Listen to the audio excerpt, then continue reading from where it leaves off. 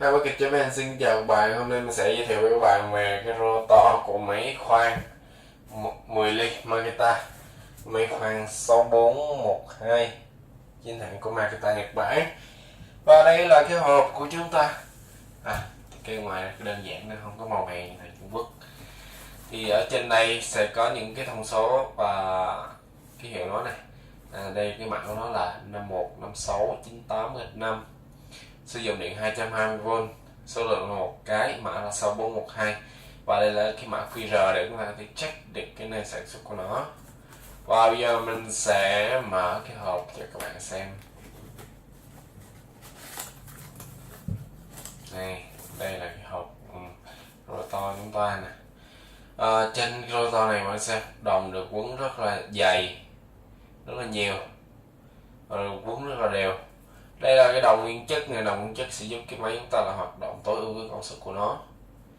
Và các bạn lưu ý khi mà chúng ta mua một cái rotor mới thì chúng ta phải kiểm tra cái ổ gốc của nó, ổ gốc đó có bị cháy đen hay không. Nếu bị cháy đen chắc chắn cái rotor này sử dụng rồi, thì trên này không có được một cái món hàng tài. Và đi kèm nó sẽ có hai cái viên đạn đầu và đuôi, nhưng mà mình không thích hai viên đạn này vì cái phần ở giữa nó là kim loại. Thì phần kim loại này sẽ giúp cái làm cái máy chúng ta hoạt động không có êm cho lắm, và nó có tản nhiệt hơi nóng. Đó, đây là cánh quạt của nó này, trên cánh quạt nó khắc luôn cái logo của Makita. Và phần là fan ở giữa là bạn xem này, nó rất là đều. Và các bạn lưu ý là trên cái fan này sẽ có những cái đường tiện này. Những cái dòng mà của thằng Trung Quốc sẽ không có những đường tiện này. Những cái dòng chính hãng như Bosch, Makita, Hitachi cũng có hết á. Có những cái đường tiện này giúp các bạn là mua được hàng thật hàng giả. Thì mình đã vừa giới thiệu với các bạn về cái rotor của máy khoan Makita HP1630.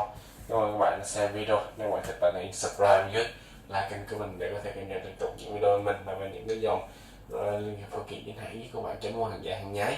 Cảm ơn các bạn, xin chào các bạn.